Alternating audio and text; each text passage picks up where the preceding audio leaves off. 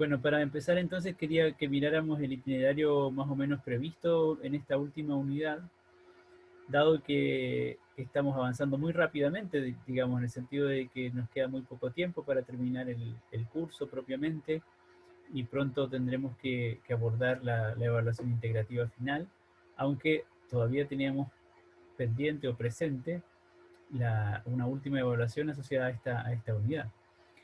Y en parte eso se vio afectado, ¿cierto? Por esta semana de cambio de actividad en el cual yo les pedí específicamente que ojalá pudieran realizar dos lecturas asociadas a estas temáticas. Uno, la unidad didáctica en el paradigma constructivista, que tiene que ver con el diseño de clases, y otro texto relacionado con las ideas previas de los estudiantes. Por supuesto, ambos textos están relacionados en la medida en que las ideas previas de los estudiantes son un insumo importante para el diseño de nuestras clases y son parte también de nuestro conocimiento pedagógico del contenido.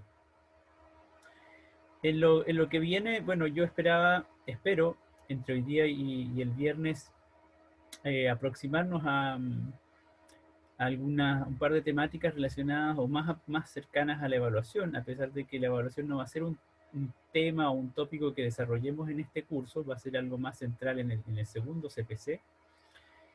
Así es que hoy día vamos a mencionar o a tocar algo en torno al tipo de preguntas que podemos hacer en las clases de ciencias naturales. Y vamos a tratar al mismo tiempo de vincular esta formulación de preguntas con las dos temáticas de las lecturas que yo les podía realizar, dado que son, diría, centrales, muy importantes para lo que es el diseño didáctico y por lo tanto para lo que es finalmente el propósito del desarrollo de nuestro CPC, estar bien y mejor habilitados para el diseño de clases y para la implementación, por supuesto, de la enseñanza en el ámbito de las ciencias naturales.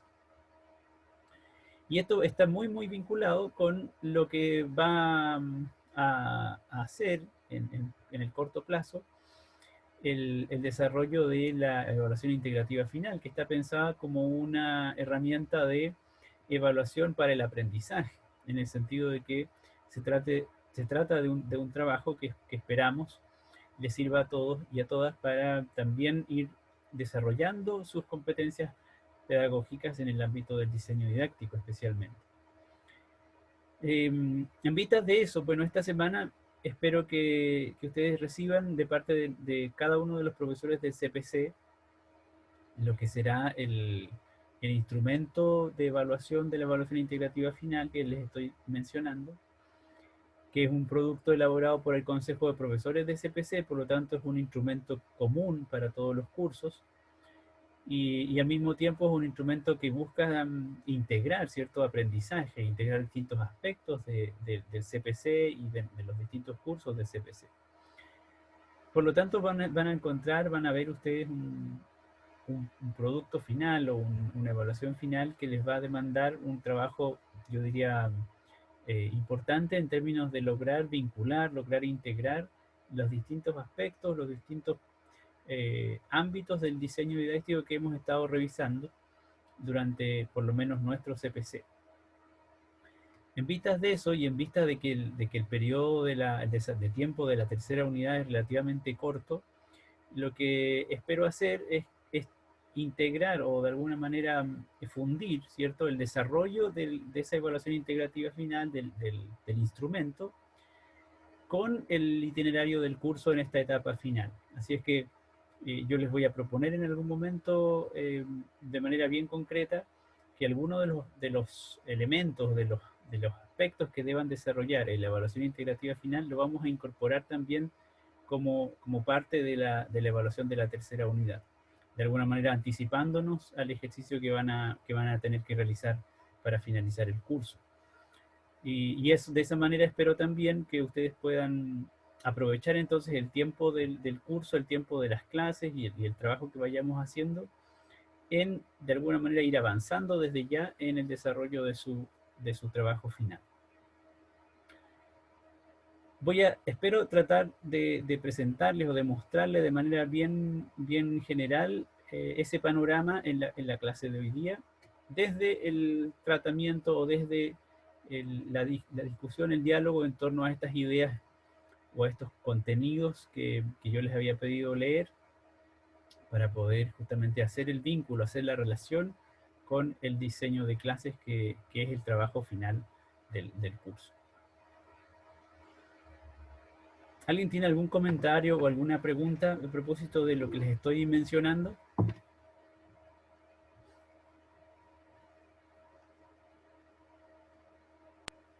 No, profe.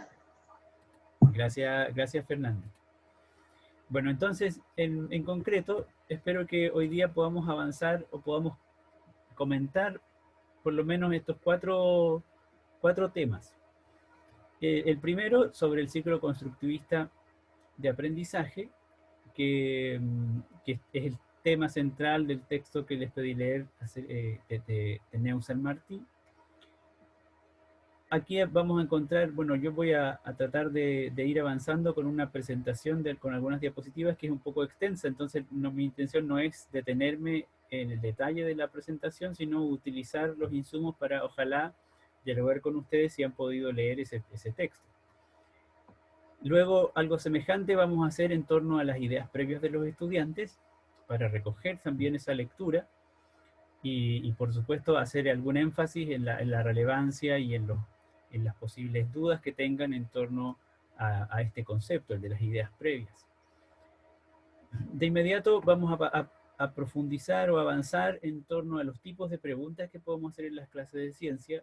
Y es un tópico que está vinculado con el anterior, pero por supuesto es más amplio y que va a ser un insumo importante para pensar luego en cómo estructurar justamente una narrativa o una narración que guíe o que estructure nuestras propias clases.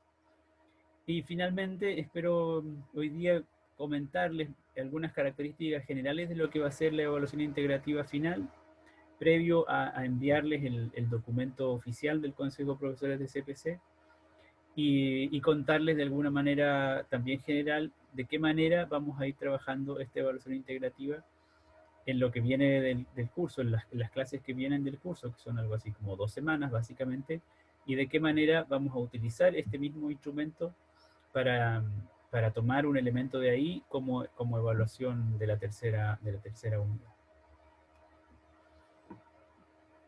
Entonces, antes de continuar, les pregunto concretamente, ¿pudieron hacer la lectura de alguno de los 2 textos que les sugerí o de ambos? Ya que vamos a partir primero con el texto de San Martín. ¿Alguna de las que están conectadas ahora pudo leer el texto de San Martín?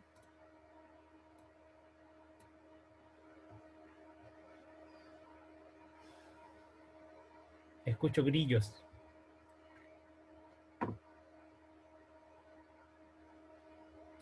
Voy a asumir la omisión de la respuesta como una negación, ¿de acuerdo? Entonces asumo que no pudieron hacer la lectura del texto de San Martín, lo cual, bueno, espero que puedan retomar de todos modos en algún momento. Insisto en que me parece un texto muy importante para su formación y por lo tanto, si no lo han podido hacer en la semana que pasó, no dejen o no pierdan la oportunidad de tomarlo y de revisarlo en el contexto del curso o incluso fuera del marco o del contexto de este curso.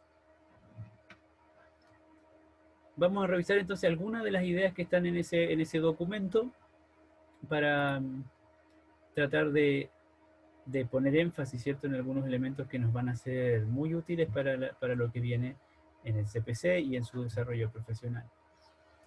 Estoy hablando de este capítulo que se llama La unidad didáctica en el paradigma constructivista, de Neusel Martí, del año 2005. Es un texto que tiene varias versiones que uno puede encontrar publicado en distintos libros y artículos, y lo puede encontrar en internet también fácilmente.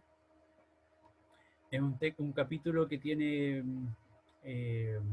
poco más de 50 páginas, pero yo les había pedido leer solo este extracto, donde por lo menos estaban los aspectos centrales o algunas de las etapas del diseño didáctico según lo concibe esta autora,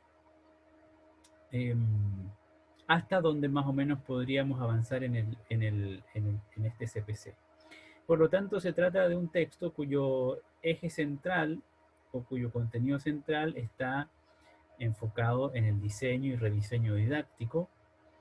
Es decir, es un tópico que está vinculado con nuestro conocimiento de estrategias instruccionales como área o como subdominio del CPC, de nuestro conocimiento pedagógico del contenido.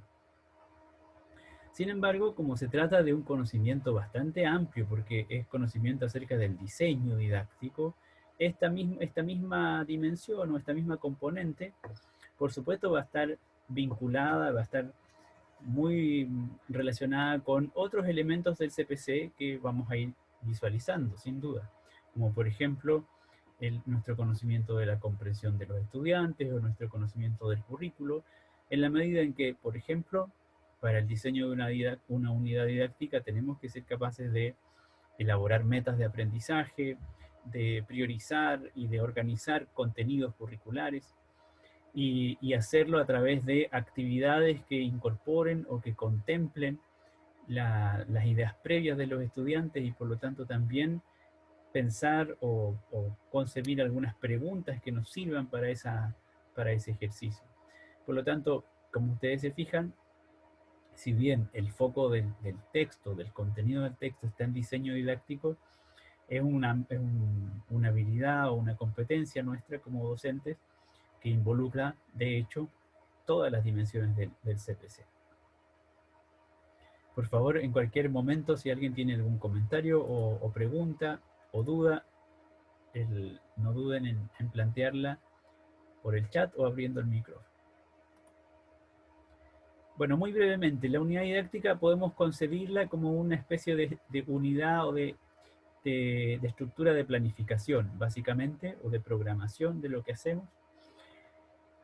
Pero en este caso, con un fuerte énfasis en la coherencia interna de lo que proponemos, de lo que organizamos en torno a una situación o una secuencia de enseñanza-aprendizaje, una coherencia interna que se da en términos metodológicos y en términos de contenido. De ahí que lo de la unidad, lo unitario de la unidad didáctica se deriva probablemente justamente del contenido y del hecho de que hacemos una selección de contenido. Por eso Escamilla habla de un elemento de contenido que se convierte en el eje estructurante de esta serie o de esta secuencia coherente para la enseñanza y el aprendizaje. La forma en que organizamos ese elemento de contenido en una secuencia o en una estructura pedagógico-didáctica le otorga significatividad, básicamente, y por supuesto consistencia. Eso es lo que buscamos cuando estructuramos o cuando organizamos el diseño o la planificación de una unidad de enseñanza, o lo que llamamos una unidad didáctica. Así es que básicamente la unidad didáctica es una manera de concebir la organización o la planificación de la enseñanza, en términos bien sintéticos. Y por lo tanto, algunos elementos claves que tenemos que tener presentes en cualquier ejercicio de planificación pedagógico son, por ejemplo, los que señala Casanova, entre otras cosas, nuestras respuestas bien claras a preguntas como ¿para qué enseñar? ¿Qué vamos a enseñar? ¿Cómo espero que los estudiantes aprendan? ¿De qué forma lo voy a hacer? ¿De qué forma voy a enseñar? ¿Con qué recursos voy a necesitar? Y luego, o permanentemente, también tener presente la pregunta acerca de cómo funciona lo que propongo. Si funciona bien, si requiere mejoras, etc. Son elementos bien generales y bien transversales en cualquier proceso de enseñanza-aprendizaje y por lo tanto también van a estar presentes en el diseño de cualquier unidad didáctica. Lo interesante que hace el texto de San Martí es que propone de manera bastante instrumental, de manera bastante práctica, algunos criterios para el diseño didáctico, para el diseño de unidades. Y esos criterios los organiza en una especie de pauta o de proceso de construcción de la unidad didáctica, siguiendo algunas etapas. Por ejemplo, plantea que lo primero que deberíamos hacer es definir nuestros objetivos de enseñanza-aprendizaje. A partir de la definición de objetivos, seleccionar los contenidos que correspondan a esos objetivos. Una vez seleccionados los contenidos, entonces ser capaces de organizar y secuenciar esos contenidos, para luego seleccionar y secuenciar algunas actividades de aprendizaje. Y en coherencia o en relación con ello, luego seleccionar y secuenciar actividades que nos sirvan para evaluar el trabajo que los estudiantes realizan y el proceso de aprendizaje que enfrentan. Y por supuesto, en consonancia o en coherencia con la forma en que vamos a organizar el proceso. Es lo que llamamos la organización y la gestión del aula. Por una parte, nosotros estuvimos revisando en una clase previa algo de conocimiento curricular y especialmente el conocimiento de los objetivos de aprendizaje curriculares en ciencias naturales y su relación con la construcción de metas específicas de clase. Y de ahí, aprovechando los dos modelos de análisis de objetivos de aprendizaje, podíamos reconocer cuáles eran los distintos tipos de contenido que están presentes en los objetivos de aprendizaje. ¿Están de acuerdo con esto, cierto? ¿Se acuerdan de lo que vimos en la clase sobre objetivos de aprendizaje? Yo les dejé algunos ejercicios en torno a ese tema. Espero que hayan podido realizar los ejercicios. Si alguien tiene alguna duda o comentario a propósito, por favor la puede plantear. Bueno, entonces por una parte tenemos esa dimensión, o esas etapas del proceso de diseño presentes, por lo menos, ¿de acuerdo? Y por otra parte está hasta cierto punto resuelto, en el sentido de que cuando pensamos en el diseño de unidades didácticas, nuestro punto de partida no es el vacío, no es una hoja en blanco, sino que es una estructura curricular que ya está predefinida, que son básicamente las bases curriculares. Y si incluso tomamos como referencia los programas de estudio, entonces podríamos decir que en los programas de estudio ya hay una organización o una selección de contenidos que está propuesto en términos de unidades didácticas. Porque justamente los programas de estudio lo que hacen es secuenciar en unidades temáticas, ¿cierto? Que podrían perfectamente bien ser concebidas como unidades didácticas, los objetivos de aprendizaje curriculares. Y esa secuenciación está justamente delineada en términos de contenidos. Y por lo tanto, ahí entonces están ya predefinidos los objetivos de aprendizaje en términos de objetivos de aprendizaje curriculares, y hay una selección de contenidos en la medida en que hay una separación o reorganización de los objetivos de aprendizaje y a su vez la especificación de algunos contenidos centrales a desarrollar en cada unidad. Nosotros vamos a partir más o menos en este punto ahora, en esta presentación, en algunos criterios que propone San Martí para la organización y secuenciación de los contenidos, porque por supuesto ya sabemos que los programas de estudio son una propuesta, un punto de partida, podríamos decir, o una base a partir de la cual nosotros podemos, como docentes, reorganizar, priorizar, enfatizar o descartar algunos elementos. Y de inmediato vamos a visualizar la relación de esta secuenciación de contenidos con la secuenciación de actividades de enseñanza-aprendizaje, donde vamos a visualizar de manera bien clara y lo más, digamos, relevando su importancia, lo que San Martín llama el ciclo de aprendizaje constructivista, que es lo central de este texto. Estos dos aspectos son los que vamos a mirar de inmediato. Bueno, como criterios para la organización y secuenciación de contenidos, lo primero que plantea San Martín es la relevancia de los conceptos y sus relaciones o interrelaciones. Eventualmente nosotros conocemos cuáles son los contenidos asociados a los objetivos de aprendizaje, ya sean contenidos procedimentales, contenidos conceptuales o contenidos actitudinales. Y por lo tanto, ese conocimiento, ¿cierto? Esa distribución de contenidos supone un amplio espectro de posibilidades de todo lo que los estudiantes deberían aprender. Una manera de visualizar esa distribución de contenidos es, por ejemplo, a través de un mapa conceptual como este, que está tomado de un objetivo, de una serie de objetivos de aprendizaje de tercero básico, y en el cual aparecen algunos de los contenidos conceptuales, de los conceptos claves asociados a los objetivos de aprendizaje. De alguna manera podríamos considerar que este mapa conceptual es una representación de nuestro conocimiento del contenido que se espera que los estudiantes aprendan. Este es un mapa conceptual elaborado por compañeros suyos en un año anterior del CPC. Hicieron el análisis curricular de los objetivos y a partir de ahí extrajeron el contenido conceptual y lo distribuyeron en un mapa como el que vemos. Entonces, lo que nosotros como profesoras y profesores hacemos es decidir, ¿cierto? Bueno, de todo esto que los estudiantes tienen que aprender, ¿qué es lo central? ¿Qué es lo relevante? ¿Qué es lo que a mí me importa que aprendan con mayor énfasis? O conociendo a mis estudiantes, dado el contexto en el que viven, ¿dónde debería poner el foco? ¿A partir de dónde podría comenzar? Ese tipo de preguntas son las que hacemos para pensar en cómo organizar y secuenciar los contenidos.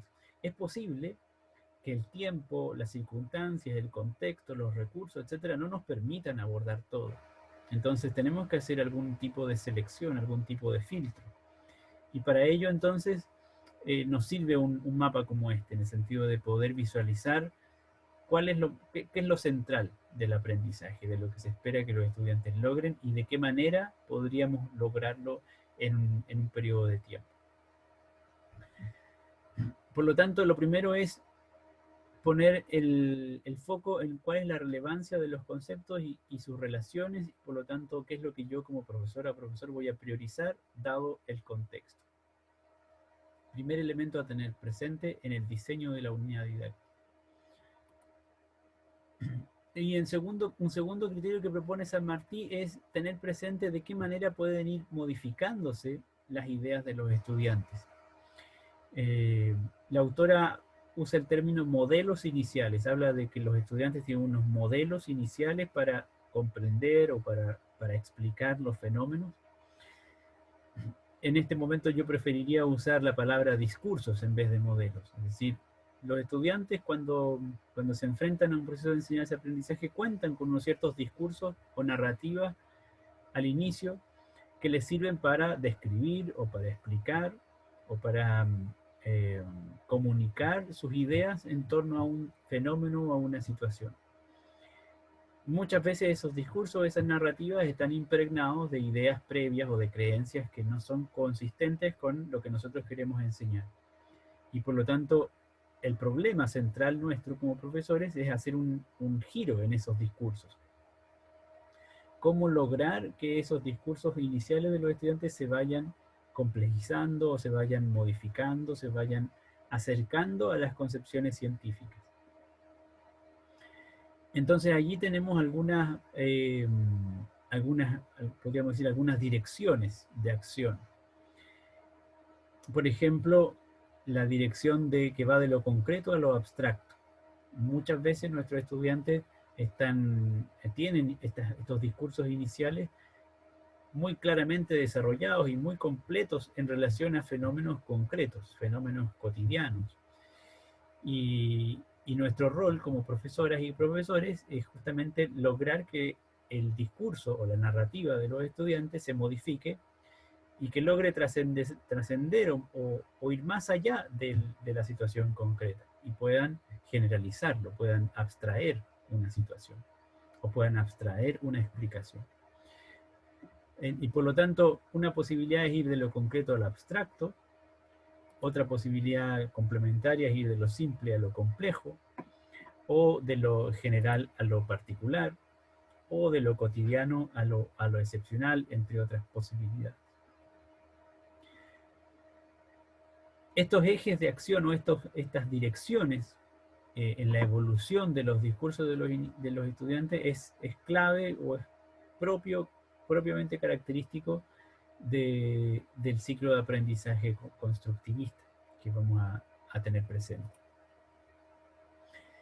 Bueno, aquí ustedes van a poder encontrar después cuando revisen la presentación un ejemplo de cómo se secuencian algunos contenidos, en este caso era un texto escolar, Están dados los objetivos de aprendizaje, que por supuesto incluyen contenido procedimental, conceptual, actitudinal, y de lo que se trata es de organizar, en este caso, una unidad didáctica, lo que en el texto escolar habitualmente es el capítulo, y organizarlo en términos de contenidos que vayan estando vinculados y avanzando progresivamente. En esta propuesta de este texto escolar, los contenidos están organizados desde las necesidades de las plantas, para luego, en términos generales, si se fijan ustedes, para luego ir especificando lo que ocurre en cada una de las estructuras de las plantas. Es una manera de organizar los contenidos que estaban presentes en ese conjunto de objetivos de aprendizaje, una manera, digamos, eh, concreta de especificar el contenido conceptual especialmente y de organizarlo. El ejercicio análogo es el que nosotros tenemos que hacer como profesores. En este caso, de nuevo, el texto escolar nos hace una propuesta, es una definición didáctica que realizó sin duda el autor o la autora del texto, haciéndose las preguntas que yo les planteaba antes que no teníamos que hacer, es decir, por dónde partir, qué priorizar, cuáles son los conceptos claves, cuál es la línea de desarrollo que vamos a seguir para ir avanzando o para que los estudiantes vayan avanzando en el desarrollo de sus propios discursos, etc. La diferencia en el caso del texto escolar con el ejercicio que nosotros hacemos es que el texto escolar es un ejercicio de organización didáctico muy abstracto porque está desconectado de cualquier contexto, en el sentido de que el texto escolar es de uso abierto para cualquier escuela de cualquier lugar con cualquier tipo de estudiante. Nosotros como profesoras y profesores tenemos estudiantes concretos, muy, digamos, particulares, singulares, con los cuales tenemos que trabajar, y en ese sentido, sin duda, esta secuenciación debería tener adaptaciones. Y luego, ¿cómo se vincula entonces lo anterior, la secuenciación de contenidos, con la secuenciación de actividades? Es a donde apunta San Martí, proponiendo algunos criterios para seleccionar y secuenciar actividades. Aquí lo primero que plantea es que es central tener presente el hecho de que son las actividades el ejercicio que posibilita el aprendizaje. Si bien hay, digamos, elementos o entes que están en interacción en este triángulo didáctico, donde está el profesor, el alumno y el material didáctico o los recursos que interactúan entre sí, esa interacción no se da en el vacío y no se da meramente en un ejercicio dialógico o de comunicación, sino que en una serie de procesos, de actividades, lo que llamamos actividades de enseñanza-aprendizaje.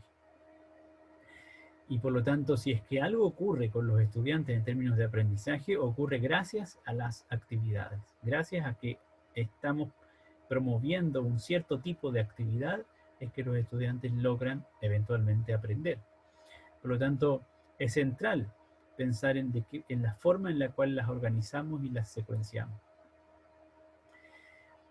El segundo elemento a tener presente es que el tipo de actividades que realizamos dependen del modelo de enseñanza que suscribimos. Y de alguna manera implícita o implícita. Así, por ejemplo, en el modelo de enseñanza transmisivo se va a privilegiar las actividades demostrativas o la lectura de libros de textos, mientras que en un modelo que esta autora llama constructivista, se priorizan actividades en las cuales se puedan reconocer los cambios en los puntos de vista de los estudiantes, o en las cuales actividades en las cuales los estudiantes puedan expresar sus propias ideas. Y un tercer criterio central, y que espero que lo considere una especie de síntesis bastante clara de cómo se concibe el diseño didáctico del proceso de enseñanza-aprendizaje en un enfoque constructivista, como el que propone San Martí, es considerar que hay una relación clara entre las actividades y su finalidad. ¿Para qué hacemos ciertas actividades? Y este criterio, esta dependencia de la finalidad didáctica, se expresa en un mapa, en un gráfico que San Martín construye entre estos dos ejes, entre el eje que va de lo concreto a lo abstracto para la evolución de las ideas de los estudiantes y que va de lo simple a lo complejo también para la evolución de las ideas de los estudiantes. Entonces, en este gráfico, en el cual uno se mueve de lo concreto a lo abstracto o de lo simple a lo complejo, tiene que posicionar las actividades que correspondan. Deberíamos pensar una forma de secuenciar las actividades durante una unidad didáctica, de manera que avancemos moviéndonos en este gráfico. Y eso es lo que propone el ciclo constructivista. Un camino, una forma de avanzar en el desarrollo de actividades.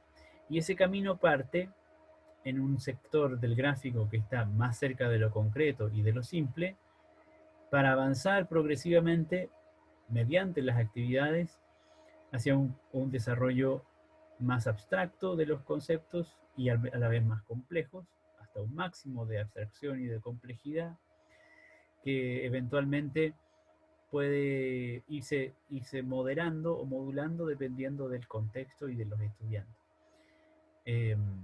De manera que en distintos momentos de este ciclo constructivista, las actividades responden a distintos propósitos. Y esos propósitos básicamente son 4, según San Martín.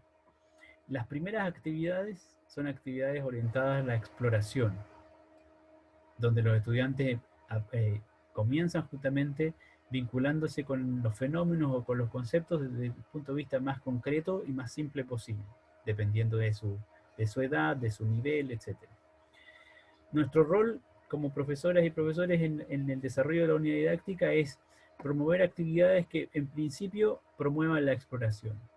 Luego, actividades que sirvan para que los estudiantes conozcan o se aproximen a distintos puntos de vista respecto de la situación que están estudiando. A continuación, actividades que sirvan de síntesis para lo que eventualmente están aprendiendo entre lo que conocían y entre lo nuevo que están conociendo. Para finalmente desarrollar actividades de generalización en las cuales demuestren que han aprendido lo que se esperaba que aprendieran. Entonces, dependiendo del momento del ciclo de aprendizaje, las actividades van a tener finalidades didácticas distintas. Unas servirán para exploración, otras servirán para introducir nuevos puntos de vista, otras servirán para hacer síntesis, otras servirán para hacer generalización. Hasta aquí, ¿alguien tiene alguna pregunta o comentario a propósito de esta revisión del texto de San Martín?